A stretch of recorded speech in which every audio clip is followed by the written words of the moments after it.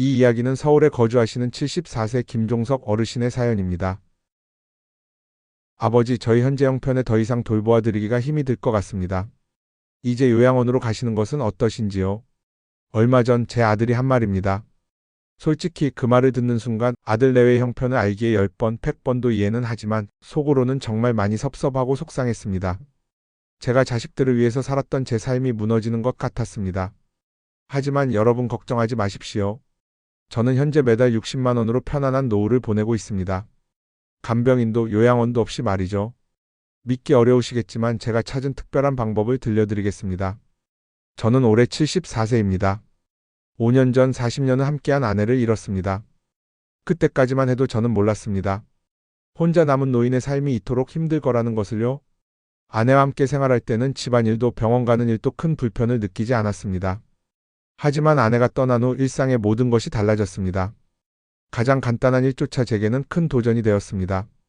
은행 업무를 보러 가는 길이나 약을 타러 가는 것도 점점 버거워졌습니다. 특히 겨울이 되자 빙판길을 걷는 것이 무서워졌죠. 그러던 어느 날 화장실에서 미끄러져 고관절이 골절되는 큰 사고를 당했습니다. 병원에 3개월이나 입원해 있어야 했고 의사는 혼자 생활하기는 힘들 것이라고 단정적으로 말했습니다. 그때 아들이 제안했습니다. 아버지, 회복될 때까지 우리 집에서 지내세요. 제가 모실게요. 아들의 배려로 이루어진 선택처럼 보였지만 그것은 제 삶의 가장 불편한 6개월의 시작이었습니다. 아들 집에 머물자마자 며느리의 표정이 달라졌습니다. 처음 며칠은 친절했지만 곧 불만이 가득한 표정으로 바뀌었죠. 아버님, 식사하실 때 소리가 너무 크네요. 아이들이 식사 예절을 배우는 중인데 좋지 않은 영향을 줄 것 같아요. 어느 날 아침 며느리가 한 말입니다. 저는 나이가 들면서 생긴 습관인지 음식을 먹을 때 약간 소리가 났나 봅니다. 그날부터 식사는 제 방에서 혼자 해야 했습니다. 아버님, 이게 더 편하실 거예요. 저희가 음식을 방으로 가져다 드릴게요. 며느리의 친절한 말투 뒤에 숨겨진 의도가 느껴졌습니다. 식사 시간조차 온 가족이 함께하는 시간이 아닌 제가 방에 숨어야 하는 시간이 되었죠. 그뿐만이 아니었습니다. 아버님, 화장실 갈 때 소리가 너무 크세요. 밤에는 아이들이 자니까 가급적 사용하지 말아주세요. 손주들이 공부한다며 TV도 볼 수 없었고 심지어 밤에 화장실 가는 것도 눈치를 봐야 했습니다. 물을 마시는 것조차 줄이게 되었습니다. 밤에 화장실에 가지 않기 위해서요. 가장 견디기 어려웠던 건 그들의 차가운 말투와 시선이었습니다. 가끔 기억력이 떨어지고 현대기기 사용이 서툰 것은 인정합니다. 하지만 자녀들이 어렸을 때는 더 엉뚱한 행동을 해도 저는 그들을 따뜻하게 품었습니다. 이제는 제가 나이 들어 그들의 냉담함을 마주하며 참아야만 했습니다. 한 번은 손자가 역사 숙제에 대해 물어봤는데 제가 제 경험을 바탕으로 설명하자 아들이 곧바로 끼어들었습니다. 아버지, 지금은 교육 방식이 다르니까 아이 공부에 혼란만 주지 마세요. 아빠가 알려줄게. 그 말에 손자의 눈앞에서 제 자존심이 무너지는 걸 느꼈습니다. 손자는 더 이상 역사에 관해 제게 묻지 않았습니다. 거실에서도 눈치를 봐야 했습니다. 제가 뉴스를 보려고 TV를 켜면 며느리가 한숨을 쉬며 오늘은 아이들이 영어 듣기 숙제가 있어요 라고 말했습니다. 식사 테이블에서도 대화에 끼지 못했습니다. 제가 뉴스에 대해 이야기를 시작하면 아버지, 그건 이미 지난 이야기예요 라며 말을 끊었죠. 점점 제 방은 감옥 같았고 저는 그 집에서 살아있는 가구 같은 존재가 되어갔습니다. 그저 있지만 존재감은 없는. 아들은 바쁘다는 핑계로 거의 대화도 하지 않았고 며느리는 매번 저를 볼 때마다 불편한 건 없으세요? 라고 물었지만 그 말이 실은 언제 떠나실 건가요? 라는 의미로 들렸습니다. 6개월이 지나 몸이 조금 회복되자마자 저는 서둘러 제 집으로 돌아왔습니다. 그리고 그제야 진정으로 느꼈습니다. 남의 집보단 내 발 닿는 곳만 못하다라는 말의 의미를요. 하지만 고관절 수술 후유증은 깊이 남아 있었습니다. 멀리 걷는 것은커녕 집 안에서 움직이는 것조차 조심스러웠습니다. 장을 보고 돌아오는 길에는 통증으로 인해 식은땀이 흘렀습니다. 결국 간병인을 고용하게 되었고 매달 300만 원의 월급을 지급해야 했습니다. 이 금액은 제 연금을 훨씬 초과하는 것이었고 자녀들이 매달 일부를 지원해주지 않았다면 간병인을 유지할 수 없었을 것입니다. 생활은 점점 궁핍해지고 삶의 무게는 더욱 무거워져만 갔습니다.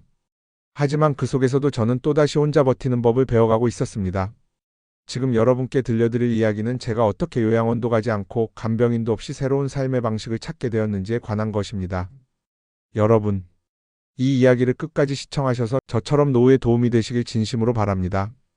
그리고 지금까지의 이야기가 흥미로우신가요? 그럼 구독, 좋아요 버튼 꼭 부탁드립니다. 여러분 중에 만약 지금 구독과 좋아요 버튼을 누르시는 분은 분명히 엄청난 행운이 따라오실 겁니다. 그럼 이야기 이어가겠습니다. 아내가 떠난 후 저는 세 가지 선택지를 가지고 고민했습니다. 자녀들과 함께 살기, 간병인 고용하기, 그리고 요양원에 가기. 지금 생각해보면 그때의 선택들은 모두 실패였습니다.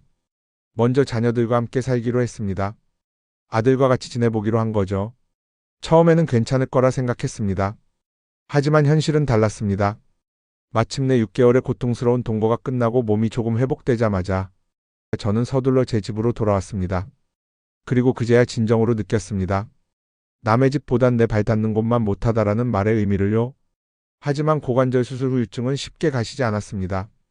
혼자 생활하는 것이 점점 어려워졌고 결국 두 번째 선택지인 간병인을 고용하기로 했습니다. 처음에는 300만 원이라는 비용이 부담스러웠지만 자녀들이 보태주기로 했으니 괜찮을 거라 생각했죠. 첫 번째 간병인은 일주일 만에 그만뒀습니다. 김할아버지 죄송한데 다른 집으로 가야 할 것 같아요. 여기는 반찬이 너무 소박해요. 다른 집은 다 고기 반찬에 특식을 해주는데. 두 번째 간병인은 한 달을 버텼습니다. 하지만 제가 절약하는 습관이 마음에 들지 않았나 봅니다. 할아버지 왜 이렇게 아끼세요? 난방도 안 틀고 전기도 아끼고 모아서 무덤에 가져가실 거예요? 세 번째 간병인을 구하러 갔을 때 소개소 직원이 한 말이 아직도 기억납니다. 실례지만 김할아버지 댁은 조건이 너무 열악해서 간병인들이 기피하는 가정이 되셨습니다. 그 말을 듣는 순간 제 가슴이 무너지는 것 같았습니다. 제가 평생 아끼고 절약하며 모은 돈으로 지은 집, 그 집이 열악한 환경이라니요. 하지만 현실을 부정할 수는 없었습니다. 간병인들은 더 좋은 조건의 집을 선호했고 저는 그들의 기준에 맞출 능력이 없었습니다. 그렇게 마지막 선택지 요양원만 남았습니다. 아들이 알아본 곳은 월 300만 원이 드는 보통의 요양원이었습니다.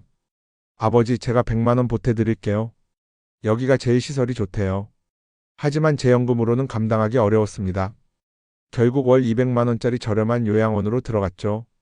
첫날부터 저는 감옥에 온 것 같았습니다. 김종성님 지금은 취침 시간입니다. TV 끄고 주무셔야 합니다. 밤 9시 더 보고 싶은 뉴스가 있었는데 말입니다. 아침 6시면 어김없이 기상해야 했고 식사 시간, 운동 시간, 심지어 화장실 가는 시간까지 모든 게 정해진 시간에 맞춰져 있었습니다. 같은 방을 쓰는 할아버지는 밤새 코를 골았고 옆방 할머니는 새벽마다 큰 소리로 막걸리를 달라고 외쳤습니다. 그 소란함 속에서 제대로 된 수면을 취할 수 없었습니다. 가장 힘들었던 것은 자유의 상실이었습니다. 40년 넘게 교사로 일하며 스스로의 삶을 계획하고 통제하던 제가 이제는 마치 어린아이처럼 일거수일투족을 간섭받아야 했습니다. 김 선생님 오늘은 체조 시간입니다. 모두 참여하셔야 해요. 약 드실 시간입니다. 줄 서세요. 외출은 사전 허가가 필요합니다. 그 모든 규칙들이 제 자존심을 갉아먹었습니다. 평생 학생들을 가르치던 교사가 이제는 누군가의 지시를 받아야 하는 처지가 된 것입니다. 한 달 만에 저는 도망치듯 요양원을 나왔습니다. 집으로 돌아와 혼자 지내기 시작했습니다. 하지만 매일매일이 불안의 연속이었죠. 지팡이를 짚고 5분 거리의 시장을 다녀오는 것도 큰 모험이 되어버렸습니다. 어느 날은 장을 보고 돌아오다 넘어질 뻔했습니다. 그날 밤 저는 이불을 뒤집어 쓰고 울었습니다. 아내가 살아있었다면 이런 생각만 하다 잠이 들었죠. 다음날 아침 거울을 보는데 문득 깨달았습니다. 지금까지 제가 선택한 모든 방법이 남들이 정해놓은 정답을 따르려 했다는 걸요. 자녀와 동거? 그게 효도라고들 하니까 시도했습니다. 간병인? 다들 그렇게 한다고 해서 따라했고요. 요양원? 그곳이 노인들의 마지막 종착지라 생각했으니까요. 하지만 제게 필요한 건 남들의 정답이 아닌 제 삶에 맞는 해답이었습니다. 우연히 마주친 한 식당 부부를 통해 제 인생의 전환점을 맞이하게 됩니다. 그들과의 만남이 어떻게 제 삶을 바꾸게 되었는지 지금부터 말씀드리고 싶습니다. 그날도 평소처럼 집 근처 골목에 있는 작은 식당에 들렀습니다. 점심시간이 지나 한가해진 식당에서 간단하게 국수 한 그릇을 먹으려던 참이었죠. 그런데 주방에서 식당 주인 부부가 조용히 다투는 소리가 들렸습니다. 평소 같았으면 그냥 지나쳤을 텐데 그날따라 그들의 대화가 귀에 들어왔습니다. 여보, 아무래도 우리 지은이 다니는 학원들 중에 피아노 학원은 그만 보내야 할 것 같아요. 3군데 학원 중에 1군데는 줄여야 할 것 같아요.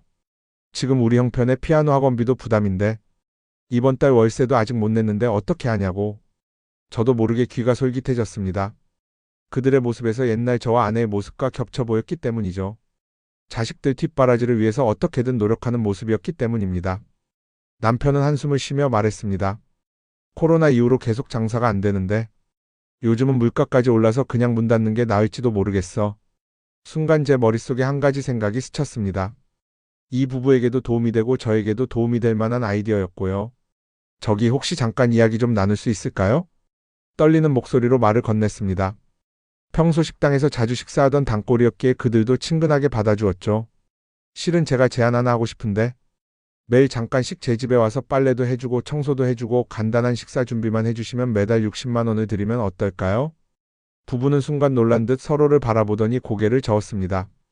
아이고 김할아버님 저희가 어떻게 돈을 받아요? 그동안 단골 손님으로 잘 봐주셨는데. 하지만 제가 다시 한번 진심을 담아 말했습니다. 나야말로 이게 정말 필요해요. 요양원은 자유 없어서 싫고 간병인은 너무 비싸서 부담되고 그저 하루 한번 누군가가 잠깐 들러서 안부나 살펴주고 작은 도움만 준다면 그게 제겐 정말 큰 힘이 될 것 같아요. 잠시 침묵이 흘렀습니다. 그리고 남편 정현 씨가 조심스럽게 말을 꺼냈죠. 그런데 할아버님 저희가 제대로 해드릴 수 있을지 모르겠어요. 간병인처럼 전문적인 케어는 어려울 텐데. 제가 웃으며 답했습니다. 전 그런 거 필요 없어요. 그저 하루 한 끼 간단한 반찬 좀 해주시고 빨래나 청소 정도만 도와주시면 돼요. 특별한 음식도 필요 없고 그저 밥과 국, 간단한 반찬이 충분해요. 그렇게 우리는 서로를 돕기로 했습니다. 매달 60만 원. 간병인 비용의 5분의 1도 안 되는 금액이지만 그들에겐 적지 않은 보탬이 되는 돈이었죠. 코로나 이후 계속된 경기 침체로 식당 월세도 내기 힘든 상황이었으니까요. 첫날 아내 미영 씨가 왔습니다. 조심스럽게 청소를 하고 정성껏 된장국을 끓여주었죠. 저는 오랜만에 누군가가 끓여준 따뜻한 국물을 맛보며 눈시울이 붉어졌습니다. 남편 정현 씨는 퇴근길에 들러 무거운 빨래를 걷어주고 전구를 갈아주는 등의 일을 도왔습니다. 그저 10분 길어야 30분 정도의 짧은 방문이었지만 저에겐 그 시간이 하루 중 가장 행복한 순간이 되었습니다. 특히 좋았던 건 그들이 제 생활 방식을 있는 그대로 받아들여준다는 점이었습니다. 간병인들은 항상 불평했고요. 반찬이 너무 소박하다고 난방을 너무 아낀다고. 하지만 미영 씨는 달랐습니다. 할아버님처럼 절약하는 분이 계시니 저도 배우게 되네요. 요즘 같은 불경기에 검소한 게 오히려 현명한 것 같아요. 더 놀라운 건 그들의 딸 지은이었습니다. 가끔 엄마를 따라오는 날이면 제게 재미있는 이야기를 들려주곤 했죠. 할아버지, 오늘 학교에서 있었던 재미있는 일 들려드릴까요? 스마트폰만 보던 다른 아이들과 달리 지은이는 저와 이야기하는 걸 좋아했습니다. 저는 그 아이에게 제가 살아온 이야기를 들려주었고 그 아이는 제게 요즘 세상 이야기를 들려주었죠. 그렇게 3개월이 지났습니다. 제 삶은 놀랍도록 달라져 있었습니다. 집은 늘 깨끗했고 미영 씨가 식당에서 가져온 따뜻한 국과 반찬이 식탁에 있었으며 매일 누군가가 제 안부를 살펴주었죠. 가장 큰 변화는 제 마음가짐이었습니다. 더 이상 미래를 두려워하지 않게 된 거죠. 누군가 제 곁을 지켜준다는 믿음 그것만으로도 제 삶은 충분히 풍요로워졌습니다. 어느 날 저녁 정현 씨와 함께 차를 마시다가 그의 가족 이야기를 듣게 되었습니다. 사실 저희 부모님도 오래전에 돌아가셨어요. 아버지는 제가 고등학생 때, 어머니는 지은이가 태어나기 직전에. 할아버님을 뵈니 우리 아버지 생각이 많이 나요. 미영 씨도 덧붙였습니다. 정말 이상하게 느끼실지 모르지만 저희에게는 할아버님이 정말 친정아버지 같아요. 단순히 돈을 벌기 위한 관계가 아니라 정말 가족처럼 느껴져요. 그 말을 들으니 가슴이 따뜻해졌습니다. 제 아들과 며느리는 아직도 가끔 전화를 하지만 저에게 무슨 필요한 것이 있는지 돈이 필요한지만 물어볼 뿐입니다. 저는 그들에게 이 새로운 가족에 대해 이야기하지 않았고 금전적인 도움도 더 이상 요청하지 않았습니다. 이제 제게는 새로운 가족이 생겼으니까요. 하루는 미영 씨가 말했습니다. 할아버님 죄송한데 이렇게 적은 돈 받고 일하는 거 다른 분들한테는 비밀로 해주세요. 다른 분들도 다 이러시면 저희가 감당이 안 될 것 같아서요. 저는 웃으며 고개를 끄덕였습니다. 이건 누구나 할 수 있는 게 아니라는 걸 알고 있었으니까요. 서로를 이해하고 배려하는 마음 그리고 무엇보다 신뢰가 있어야만 가능한 일이었습니다. 그리고 부부가 운영하는 작은 식당도 예전보다 서서히 장사가 잘 되었습니다. 그렇게 1년이 지난 어느 날 저는 건물 주인이 임대보증금을 올려달라는 얘기를 들었습니다. 이제 막 장사가 자리를 잡아가고 있는 상황에 임대보증금을 올리는 것은 상상도 못할 일이었습니다. 걱정이 가득한 부부에게 저는 새로운 제안을 했습니다. 실은 제가 모아둔 돈이 좀 있어요. 5천만 원 정도인데 이걸로 임대보증금도 내고 그동안 식당 자리를 넓히려고 미루어 두었던 식당 리모델링 하는데 보태면 어떨까요? 순간 부부의 눈이 동그래졌습니다. 요즘 같은 불경기에 꿈도 꾸지 못했던 일이었거든요. 할아버님 너무 감사하지만 그건 너무 큰 돈이에요. 미영 씨가 놀란 목소리로 말했습니다. 하지만 전 이미 결심을 한 뒤였습니다. 난 이제 돈이 많이 필요하지 않아요. 매달 60만 원으로 충분하고 그저 여러분이 계속 내 곁을 지켜준다면 그게 제겐 가장 큰 재산이에요. 눈물을 글썽이며 고개를 저었던 그들을 설득하는 데는 한 달이 걸렸습니다. 결국 우리는 이런 약속을 했죠. 첫째, 5천만 원은 투자금으로 받되 매달 이자 대신 제게 40만 원씩 생활비를 주기로 했습니다. 둘째, 제가 혼자 살기 어려워질 때까지 그들이 저를 돌봐주기로 했고요. 셋째, 지은이의 대학 학자금으로 2천만 원을 따로 적금에 붙이기로 했습니다. 할아버님, 정말 이래도 될까요? 정현 씨가 계약서를 쓰면서도 망설였습니다. 사실 나이든 저한테는 계약서가 무슨 소용이 있겠습니까? 이렇게라도 계약을 하니 부부가 더 열심히 하려는 모습이 보이기에 저도 마음이 흐뭇했습니다. 저는 웃으며 대답했죠. 난 오히려 이게 가장 현명한 선택 같아요. 요양원에 가면 매달 300만 원은 써야 하고 간병인을 쓰면 300만 원. 그런데 여러분 덕분에 난 60만 원으로도 충분했어요. 이제는 40만 원씩 받게 되니 그동안 아낀 돈만 해도 얼마인데요. 실제로 계산해보니 그랬습니다. 요양원이나 간병인을 썼다면 1년이면 최소 3천만 원 이상은 들었을 텐데 그들 덕분에 720만 원으로 해결했으니 2천만 원 이상을 아낀 셈이었죠. 그리고 여러분은 이미 제게 가족 같은 존재가 되었어요. 지은이는 마치 제 손녀 같고 이렇게 따뜻한 마음으로 돌봐주시는데 제가 뭘 더 바라겠어요. 그렇게 우리의 새로운 관계가 시작되었습니다. 부부는 임대 보증금을 내고 리모델링 후 예상보다 더 잘 되었고 지은이는 더 자주 저를 찾아왔습니다. 할아버지, 오늘은 제가 특별 메뉴 만들어 드릴게요. 식당에서 새로 개발한 건데 할아버지도 드셔보셔야죠. 지은이가 만든 음식을 먹으며 저는 문득 깨달았습니다. 제가 찾은 건 단순한 돌봄이 아닌 진정한 가족이었다는 걸요. 미영 씨는 이제 하루에 3번씩 들립니다. 아침에 와서 청소하고 아침을 차려주고 점심때 들러 반찬을 새로 담아주고 저녁엔 정현 씨와 함께 와서 저와 이야기를 나눕니다. 할아버님, 오늘은 무슨 드라마 보셨어요? 아, 그거 재미있죠. 저도 봤어요. 더 이상 외롭지 않습니다. 더 이상 불안하지도 않고요. 제 통장에는 매달 40만 원이 꼬박꼬박 들어오고 언제든 도움이 필요하면 그들이 달려와 줄 거라는 믿음이 있으니까요. 얼마 전에는 재미있는 일도 있었습니다. 식당 단골 손님들 사이에서 제 이야기가 소문이 났나 봅니다. 저기 김할아버지는 좋은 술을 찾으셨네. 이 말을 들을 때마다 미영 씨는 저를 놀리곤 합니다. 할아버님, 이제 유명인사 되셨어요. 다들 할아버님 비결을 물어보시는데 우리끼리만의 비밀이라고 했답니다. 정현 씨도 말했죠. 다들 부러워하시는 사실, 이건 아무나 할 수 있는 게 아니잖아요. 서로 진심으로 신뢰하고 가족같이 생각하니까 가능한 거죠. 그의 말이 맞습니다. 돈의 문제가 아닙니다. 서로를 이해하고 배려하는 마음, 그리고 무엇보다 신뢰가 있어야 이런 관계가 가능한 거니까요. 지난 주말에는 더 특별한 일이 있었습니다. 지은이가 중학교 과제로 우리 가족 소개를 해야 한다며 저를 찍어가겠다고 했습니다. 할아버지는 우리 가족이니까 할아버지도 꼭 나와주셔야 해요. 그 말을 듣는 순간 저도 모르게 눈물이 났습니다. 이제 제게도 진정한 가족이 생긴 거죠. 혹시 지금 이 영상을 보시는 분들 중에서 저와 비슷한 고민을 하시는 분이 계신다면 꼭 기억해 주세요. 노후의 해답은 멀리 있지 않습니다. 오히려 가까이에 우리의 일상 속에 있을지도 모릅니다. 이제 2년이 지났습니다. 그동안 제 주변에도 많은 변화가 있었죠. 이웃들은 제가 찾은 방법에 관심을 보였고 비슷한 시도를 하는 분들도 생겼습니다. 하지만 모든 시도가 성공적인 것은 아니었습니다. 몇 가지 주의할 점이 있더군요. 첫째, 서로에 대한 신뢰가 가장 중요합니다. 돈만 밝히고 성의가 없더라고. 내 딸처럼 생각하고 믿었는데 점점 귀찮아하는 게 보이더라고. 둘째, 서로의 경계를 지켜야 합니다. 내 생활에 자꾸 간섭하려 하대. 이러려고 한 게 아닌데 말이야. 그래서 저는 이웃들에게 이런 조언을 하고 있습니다.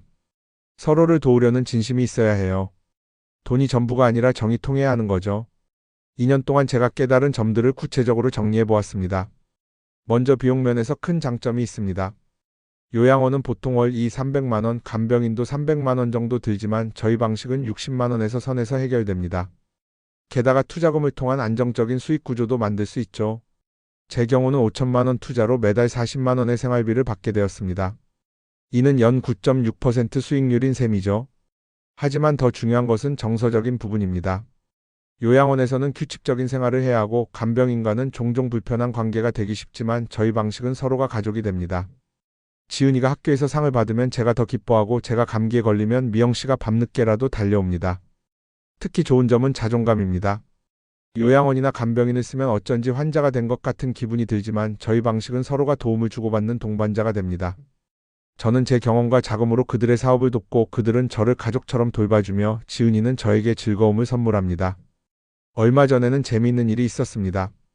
구청에서 노인복지 담당자가 찾아왔더군요. 제 사례가 소문이 났다면서 이런 방식을 더 많은 어르신들께 소개하고 싶다고 했습니다. 물론 이 방식이 모두에게 정답은 아닐 것입니다. 하지만 최소한 새로운 가능성을 보여줄 수는 있겠죠. 노인의 삶이 꼭 외롭고 쓸쓸할 필요는 없습니다. 우리 주변에는 늘 서로 도울 수 있는 기회가 있습니다. 그저 우리가 미처 발견하지 못했을 뿐이죠. 이제 마지막으로 여러분께 제 진심을 전하고 싶습니다. 오늘 아침에도 지은이가 학교 가기 전에 들러 인사를 했습니다. 할아버지, 오늘은 발표회가 있어요. 잘할 수 있게 응원해주세요. 그 아이의 환한 미소를 보며 생각했습니다. 2년 전 제가 요양원행을 결심했던 그때로 돌아간다고 해도 저는 같은 선택을 했을 것 같다고요. 아니, 오히려 더 일찍 이런 선택을 했어야 했는지도 모릅니다. 지금 이 영상을 보고 계신 분들, 특히 노후를 걱정하시는 분들께 꼭 말씀드리고 싶습니다. 우리에게는 생각보다 더 많은 가능성이 있습니다. 돈이 전부가 아닙니다. 관계가 더 중요하죠.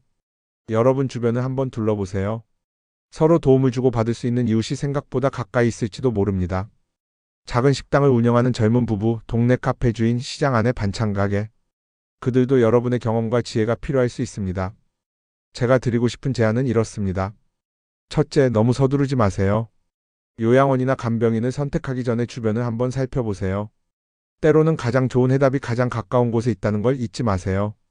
둘째, 이제 돈의 가치를 다시 생각해 보세요. 많은 돈을 써서 편안함을 사는 것보다 적은 돈으로 신뢰와 애정을 얻는 게 더 값진 일일 수 있습니다. 셋째, 마음을 열어보세요. 나이 들었다고 해서 꼭 외롭게 살 필요는 없습니다. 새로운 인연을 만날 준비만 되어 있다면 언제든 새로운 가족을 만날 수 있어요. 오늘 아침에도 미영 씨가 해준 된장국을 먹으며 생각했습니다. 행복이란 게 참 이런 거구나. 따뜻한 국물 한 그릇, 반찬 두어 가지, 그리고 매일 아침 누군가 건네는 할아버님, 안녕히 주무셨어요? 이 말 한마디면 충분합니다. 여러분도 이런 행복을 꼭 찾으시길 바랍니다. 그리고 잠시 개인적인 부탁을 드려도 될까요? 제 이야기가 도움이 되셨다면 구독과 좋아요 버튼을 눌러주세요. 알림 설정도 해주시면 더 좋고요. 여러분의 응원이 있다면 더 많은 분들께 도움이 되는 따뜻한 이야기를 계속해서 들려드리고 싶습니다. 마지막으로 한 말씀만 더 드리겠습니다. 나이 드는 게 두렵지 않습니다. 외로움이 찾아올까 걱정하지 않습니다. 이제 제 곁에는 평생의 보물 같은 가족이 있으니까요. 여러분의 곁에도 그런 보물 같은 인연이 있을 겁니다. 그저 미처 발견하지 못했을 뿐이죠. 오늘도 시청해주셔서 감사합니다. 여러분의 하루하루가 따뜻한 행복으로 가득하길 바랍니다. 다음 영상에서 다시 만나요. 안녕히 계세요.